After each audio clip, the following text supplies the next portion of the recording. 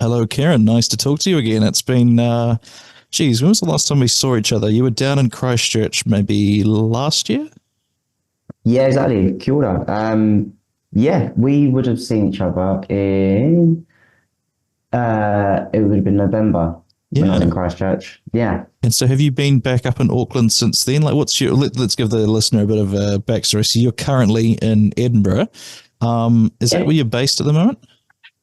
I'm here for Fringe, Edinburgh Fringe Festival, which is for those of you in the podcast who don't know, it's the biggest. It's a big, massive arts festival, biggest arts festival in the world.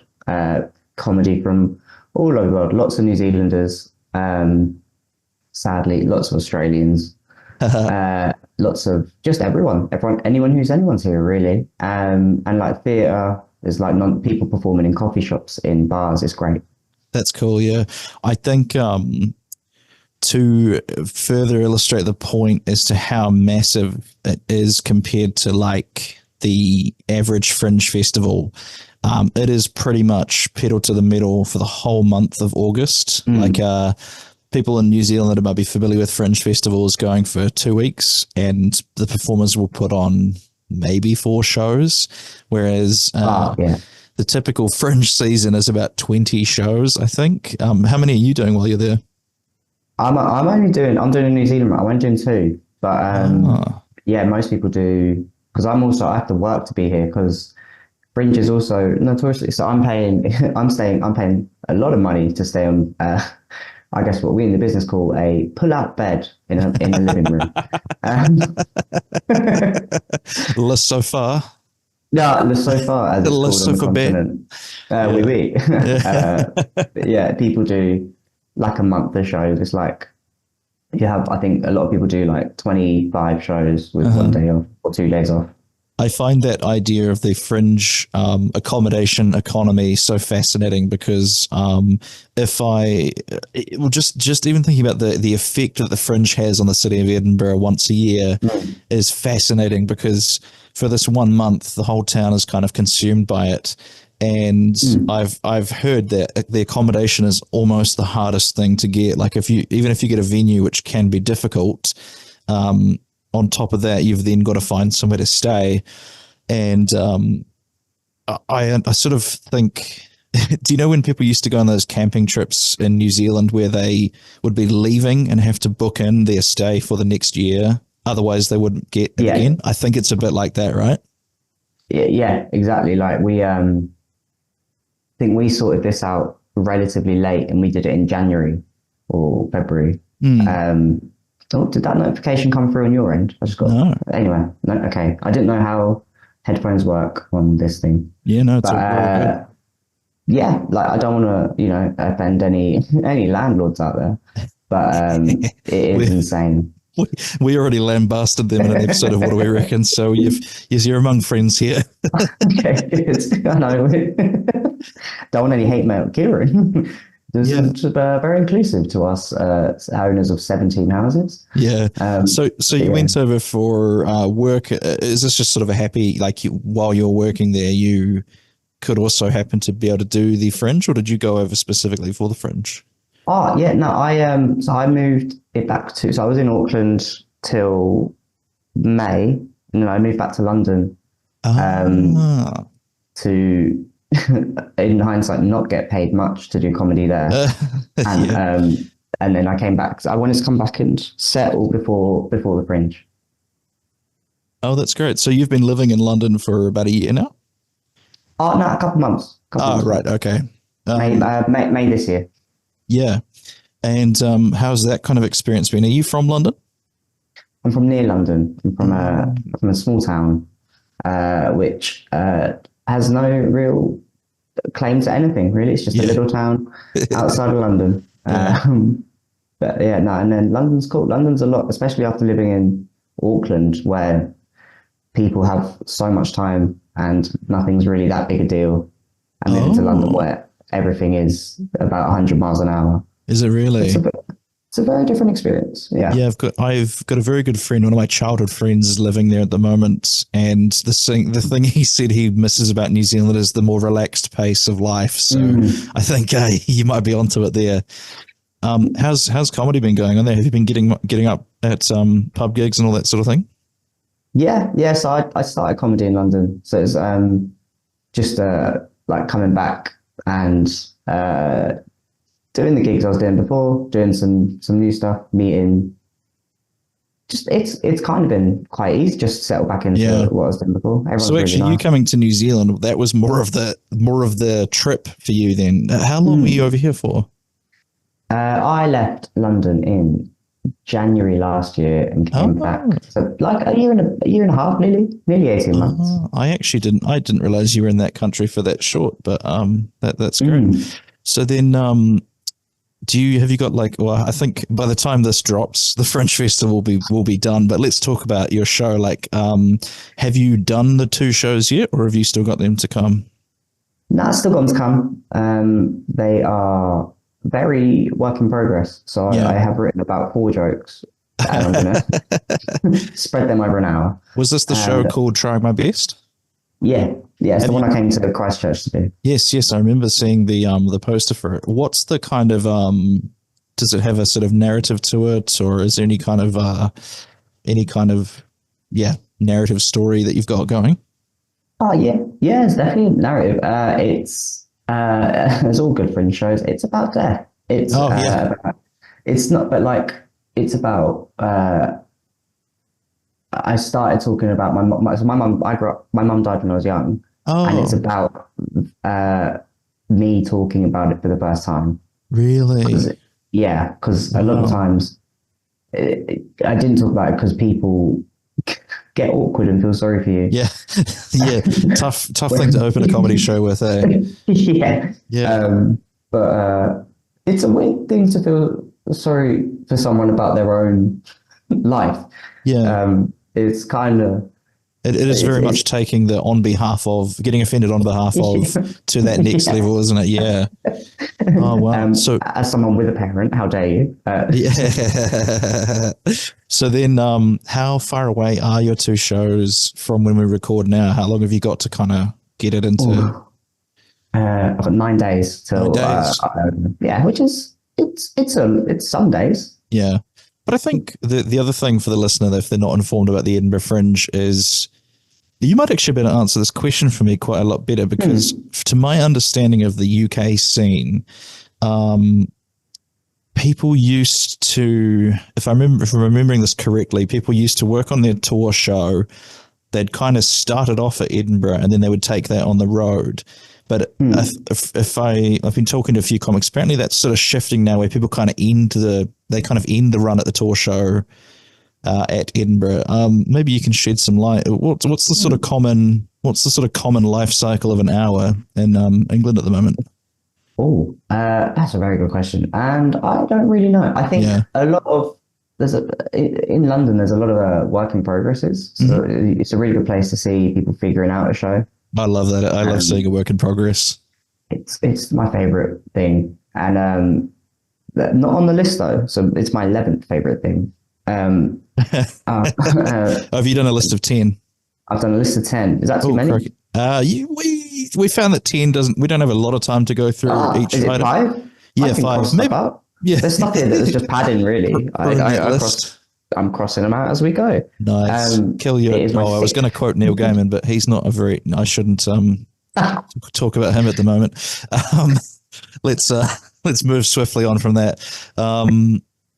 Should we get on to the joys then? Let's unless you've got anything else you want to add about the Fringe, what's your experience been like or anything? Just tiring. Just lots of. It's very cool if you can afford to have no money and you like comedy. It's a very good place to be. I have a friend called Stephen Case who you may run into if you've seen any posters for a company called RGB Monster around. That Stephen and Ollie are the two that run it. And Stephen tells me so Fringe is August, must be about June. I'll message him and say, "How you going, dude?" And he'll be like, "Yep." And just starting up my training for the Fringe. He genuinely has to work on his cardio because of how much walking he does throughout the Fringe. So he has to like build up his cardio a bit, and then after the Fringe, he can go back to sort of normal. But then, yeah, he's got to really work to get himself in shape for the Fringe. It's like he's doing it for charity. Yeah, exactly. Exactly. But yeah, no, I definitely need to. They've been sort of trying to get me over every year since the pandemic kind of started. But flights, as you probably well know, are not cheap going from here to England. So we shall see if I can afford it next year. Yeah. Let's get onto your list. What was your first joy there, man? First joy is actually something I'm doing right now. It is a coffee from a Moka pot. I don't know if you can see it. Oh, yeah, it's that fancy kind of. What is it made out of? Tin, steel? I'm not quite sure. Definitely like some sort of reflective metal. Yeah, that's I don't know. I don't know the metals, Taylor. I won't lie to you. I'm not. What is this, metallurgy class? I didn't think I was going to be getting grilled actually on my periodic table. Oh, you think you're a fan of coffee mugs? What's that one made out of then? Yeah, I'm more of like a what's inside kind of guy. That's a nice message. Yeah. It's not the outside that matters. It's the delicious coffee on the inside. The delicious coffee on the inside and the brand, because I am superficial. You do have a favorite brand for is in the brand of coffee or the brand of the coffee device? The coffee device. Oh, what is the brand you like? I like a Bialetti. Oh, it's got a guy with a big nose like pointing up as the logo. Nice. Hell yeah. Fan. What is the method? Is that the one that you put it on the stove top and it kind of heats from the bottom? And what is it about that one that makes it sort of preferable to the other methods of creating coffee to you? Well, yeah, that's a fantastic question. And I say, yeah, it uses a percolation to make the coffee, which is, it boils the water in the bottom. So it has like 3 compartments. You have the water. I'm going to describe this for the listener. So you have some sort of metal, like metal kettle sort of looking thing. Nice. And there's water in the bottom compartment. And then you put coffee in like a little basket that sits in top. And then you screw a bigger compartment on top that has a handle. And it boils from the bottom. The water boils, takes the boils through the coffee. Yeah, it comes up from below. Yeah, I'd say uses some sort of magic to. Yeah, that sounds about right, actually. Yeah, to turn into coffee in the top, and then you pour the coffee out. Like that's when you know it's like any other kettle. You just pour it out. The smell. Yeah. Is that like? Because you'll probably hate this, but I'm a smooth-brained instant coffee drinker, so I don't know the difference between coffee types. Like I understand there's drip coffee, which is those devices that you put in like it's almost like you're loading the magazine of a gun into the coffee maker, and it like pours over that upside down U-shaped thing, and then. The other type you can do is filter coffee, isn't it? That's with the filter that sits, and you kind of pour over that. And then is plunger coffee similar to what your method? It's not really, is it? Because plunger, you kind of soak everything and then push all the gritty stuff back down. Yeah. I mean, Taylor, for a smooth brain guy, you're pretty knowledgeable about coffee. That you kind of summed up the whole coffee world. No coffee making method escapes me. Even in Christchurch, we make coffee. I'll have you know. Yeah, imagine that, knowing all these methods and then still deliberately choosing to drink instant coffee. I respect it. You've looked at all the options and you went, I'll have the shittest one. Yeah. I respect that as a lifestyle. Wonderful. I used to roast coffee as well. I'm not just a wanker. I roasted coffee. It was my job, which is why. Hang on, did you say you're not a wanker and then you said you roasted coffee?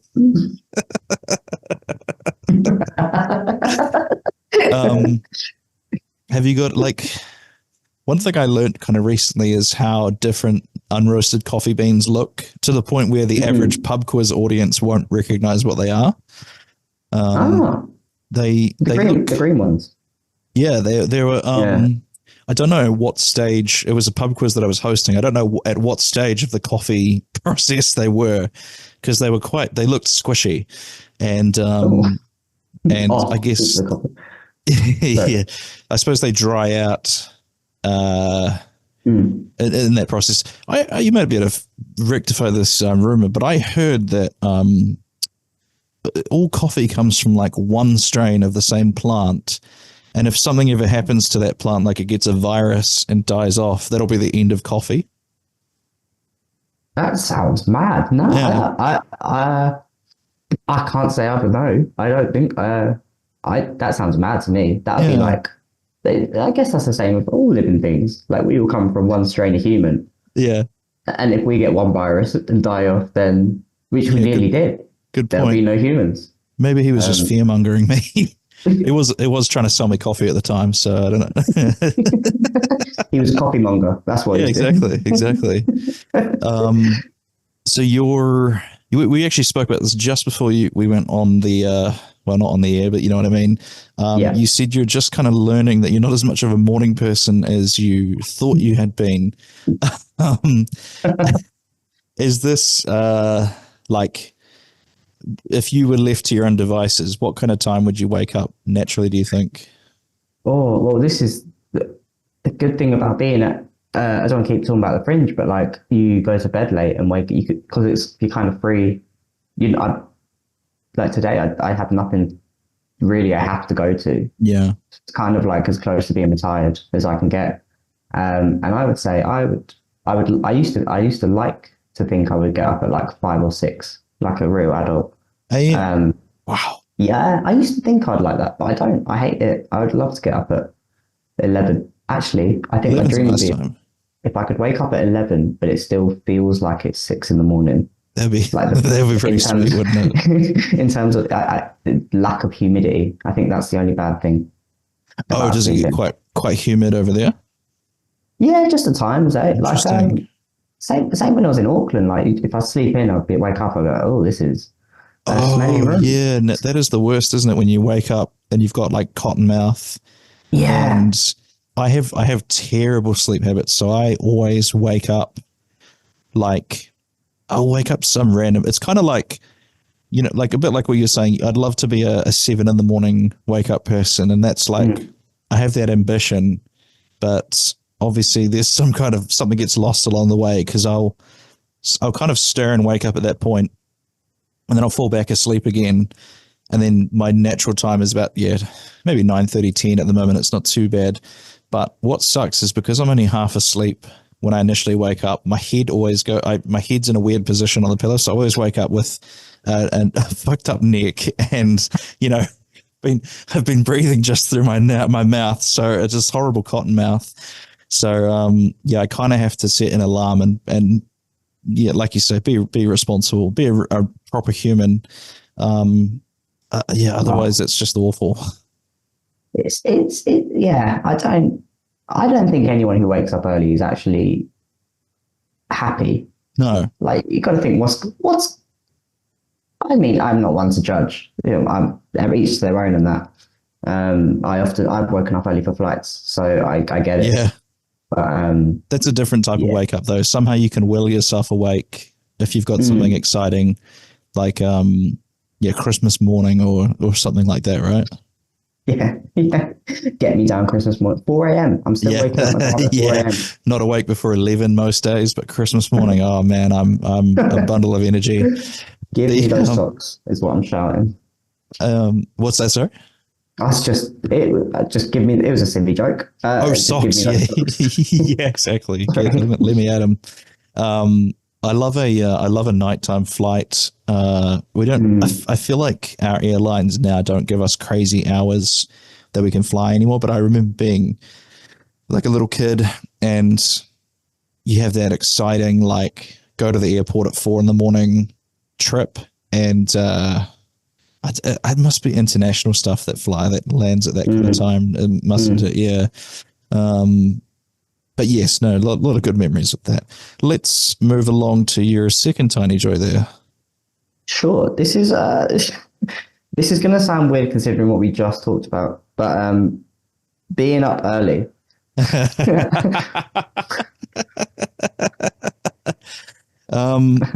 It is nice. Like typically my only experience being if I'm awake very early, it's because I haven't slept. But what is it about sort of being up early that kind of speaks to you in that tiny joy kind of way? It's more like it's when you're up before people. So this happens like maybe once every 5 years where like I'll have a good night and I'll sleep at like 9 and I wake up at like 6 or 7 and no one else is really awake and I'm outside and it's like fresh but dry but warm. Yeah. But like crisp, it's crisp in the air. Yeah. And then it tends to be if I'm getting up to go somewhere, I'd like to. A couple of times in Auckland, I've watched sunrise. Is that true? No, I watched sunset. That was a lie. That was a lie. That was a lie for me. You woke up early to watch a sunset.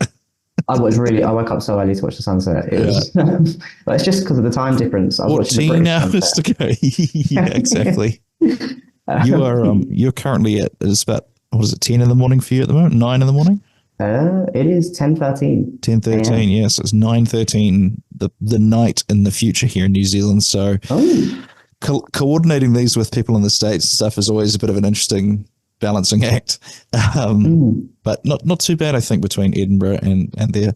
I was going to say as well, with the waking up early thing, I think that sort of taps into this greater human feel, like feeling like you're the only person on the planet is quite a fun, or I don't know if fun's the right word, but it's an experience. Do you know what I mean? 100%. Yeah, it's you get like if you got like music on in your ears as well, and you're like, I mean, I think all we're trying to do in the world is just be one up on everyone else. And be like, by the way, guys, I was up incredible. Today. That is incredible. That's like I've never lived this suburban life, but I've heard that you can get a bit like that with neighbors. It's like, your neighbor gets a new something or other, so you've got to like one up whatever. George Carlin actually has a fantastic routine. Have you seen his routine about this? What are they called? Not the 7 deadly sins, the 10 commandments in the Bible. Nah. So one of the commandments is thou shalt not covet thy neighbor's. I think ox is the word it uses, but people have kind of appropriated that to mean don't covet your neighbor's stuff. And George Carlin's like, bullshit. Coveting's great. Coveting keeps the economy moving. He talks about how you've got to your neighbor gets a new car, you got to outshine him, and it just keeps it keeps the economy moving. It's true. That's otherwise what. Why would I get a Bialetti Moka pot? Like what? Why would I've got a Mac for no other reason than my friends had a Mac and they said it was good. Yeah. I think that is a hilarious thought to think of how much of my life is things I do because of spite. Yeah. And people sleep on spite, but spite is a useful tool if you can harness it. Do you know what I mean?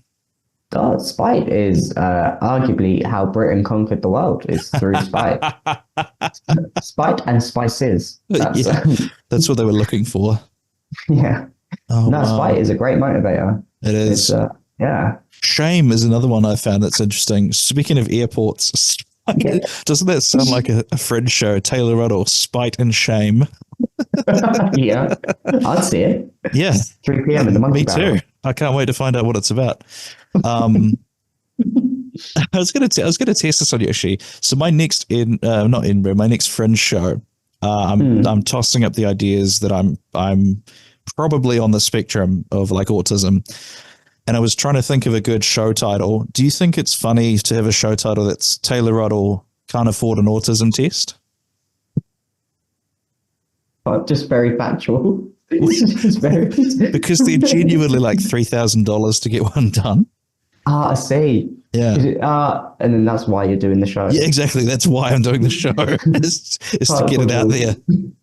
Can't afford an autism test. I did like cheaper than an eh, autism test. any sponsors looking for looking for autism sponsorship? I don't I would know. probably have a quote on my poster that's like, no, we don't want anything to do with this show, and then dash, Autism New Zealand or whatever. I think that's good. Yeah. So that Ruddle Me This, listeners, a little spoiler for next year's Fringe show. I'm talking too much about myself. What was your No. next joy there, man? Next joy. I'm just trying to cross things out as I go. I'm trying to Yeah. half it. I do want to do this one. Yeah. So I don't know. Yeah.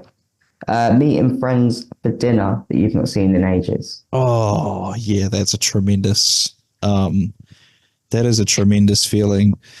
Have you experienced this yourself kind of recently? I guess if going back, you probably had some catching up to do.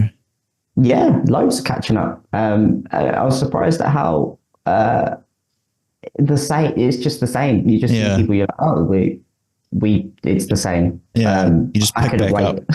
I Right. could have waited longer before coming back. Actually, that's They didn't even realize you left. Like, oh, what, you went to New yeah, Zealand? Really? yeah, Oh, okay. yeah. How long you been there? Like 2 months? No. My cat was like that when I got back from Japan. He didn't even look up when I walked into the room that he was in. I don't even think he noticed I was gone. I don't know. Cats. I think they play hard to get. I They think do. That's a good point. it's all internal with the cats. They're like dads in the 50s. He's got to play it cool. Yeah, exactly. They're like, oh, I can't show feeling, but Yeah, that's fair. I think you're onto it there. Do you have a favorite kind of restaurant to go out with friends to? Yeah, I like old school restaurants where they still like have weird curtains and like still have like china plates on the wall, where it's like been a family business for about 50 years and they haven't changed the decor since the 1974. Yeah. Somebody I was listening to, I feel like this might have been done as a stand-up bit, but I always thought that the rustic aesthetic is kind of just restaurants getting away with not having to decorate anymore. Yeah, It's just exposed brick. Yeah, Yeah. brilliant. Well, That's them not wanting up. No, that's them wanting up in a different way. yeah. So your favorite would be a what would be traditional English kind of pub food? Is it We have carvery? yeah, like a roast. Yeah. A roast would be a big, only on a Sunday in a pub. You also, but then I don't know, because I've grown up. When I was about 18, 19, a lot of pubs became gastro pubs where they all Yeah. did a pasta, a pizza, a burger, and it was all just the same. Like I don't know why everyone suddenly became a I pizza wonder why. place. Yeah, because we had that in New Zealand as well. I definitely remember seeing gastropubs start popping up out of nowhere, and you're sort of like, it's a new type of what's funny about it, I think, as well, is because gastro is quite an uncomfortable intestinal like condition you can get. I don't know exactly what it is, whether it's anything to do with like indigestion or whatever, but that always felt odd to me that they'd slap that on something that serves on the front of something that serves food. Yeah, it'd be like, because isn't gastro like it's to do with farts, isn't it? Like, isn't that what gastro is? Gastrointestinal, yeah, exactly. Yeah, Well, I think fart that's silly.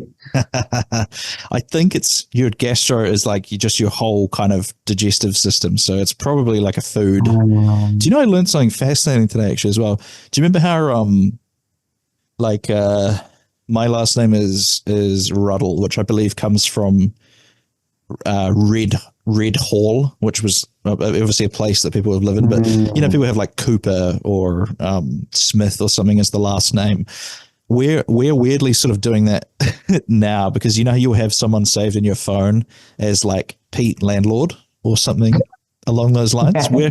We're kind of Oh my god, yeah, keeping that tradition going in our phones. we are doing that. Yeah, how cool is that? That's true. Oh my god. So when we sit there and go, "Oh, was your dad a baker?" No, that's not right. That's just a child line. What's yeah? A chat up line? Did you say? Sorry. I think I might have ADHD.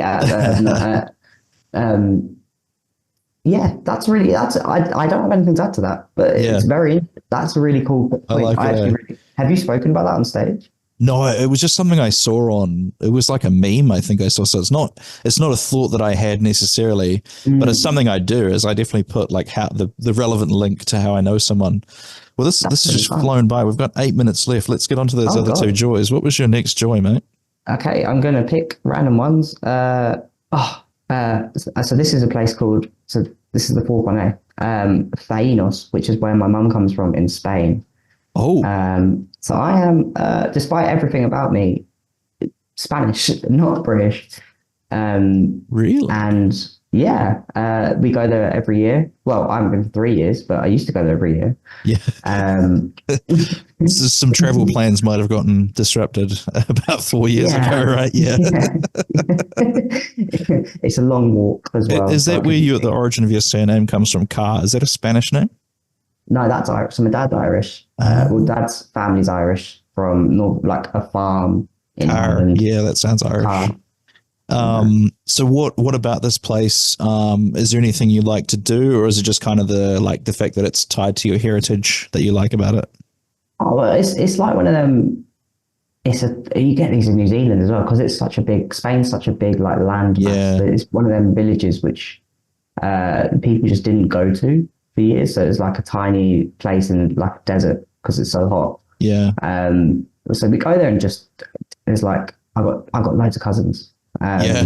Like there's like so many of us that we just go there and just sort of sit around doing nothing. But Right. then for Spaniards, doing nothing is like eating food and playing guitar and Yeah, singing. yeah, I'm a very awkward British person still, so I find that deeply uncomfortable. But I love it. yeah. Oh, that's cool, man. You've got some interesting sort of heritage to draw on there with your kind of. I imagine as you continue on with Hmm. your stand up, you will find bits and pieces to take from there. So then, what was your last joy? Let's spend a little bit of time on that. Yeah, I'm gonna say I have four here to choose from. I'm gonna say organization. Oh Oh, yeah, gosh, okay, yep, yeah. I'm down. I'm sold. What kind Um, of what so kind of stuff? what I've written is lists such as like to do, grocery, but not a hit list, obviously. Um, and stuff like just like going stationery shopping and having notebooks and Yeah, ticking things off a to-do list or like planning my work in a planner. Because if I don't do that, I just don't.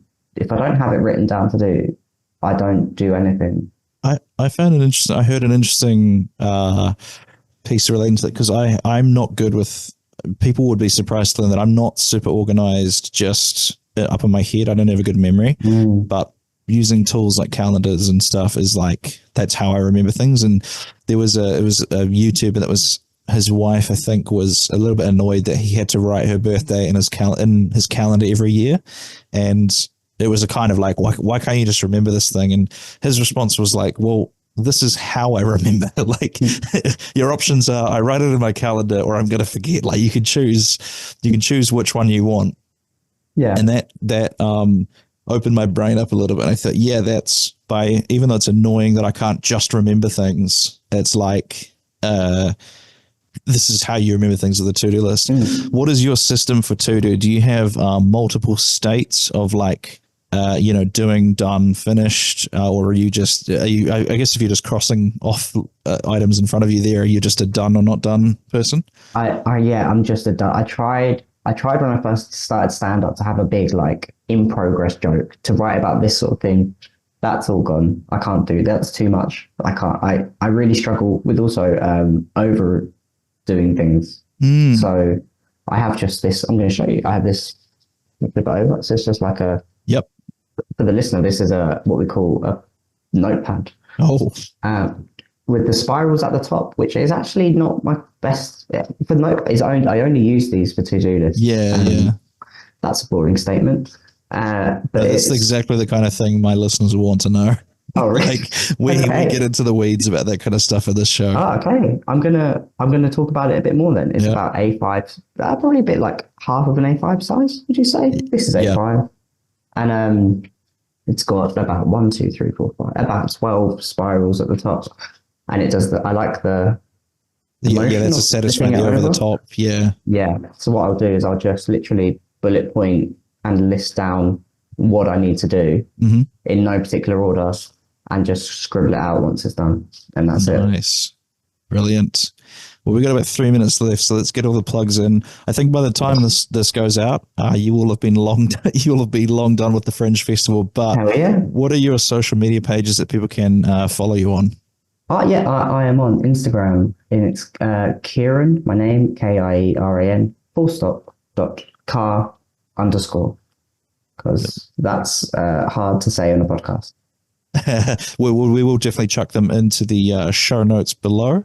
Thanks, Taylor. But yeah, go and follow Keiran. I think just quickly as well, Keiran is an interesting name because there are many different spellings that you can have. I grew up with a friend who was Ciaran, which I think probably a very Celtic way to spell it. Yes. Did he have the accent? A lot of them have the accent. They're like I believe he did, but yeah. I don't know if I ever saw him. Well, I don't know if I ever saw anyone respect the accent over it, to be honest. That sounds like how people treat Irish history. Yeah, that sounds about right. Yeah, very, very on brand, isn't it? Yes. My name, my brother and sister chose my name because my parents were fed up of picking by then. And it was... They had enough after 2. Yeah, they're like, you guys have got this. You're 6. Yeah. You've got the responsibility. Yeah. And it's like, it means, it's from when the Armada crash landed in Ireland. So it's like Spanish-Irish name, which is why they gave it to me. Wow, cool. That is cool. You're really lucky you didn't end up with a name like Bunny Rabbit or something with a child naming you, eh? Yeah, or like Johnny Bravo. Yeah, I am Weasel. We're not alike. He's much more confident. Well, thanks so much for giving me up some of your time to do the podcast, man. I will. I'll let you know when it's live, and I'll tag in everything. But good luck with the run, and I look forward to hearing about it. Thank you. Always a pleasure, Taylor, and good luck with your endeavours. Likewise, man.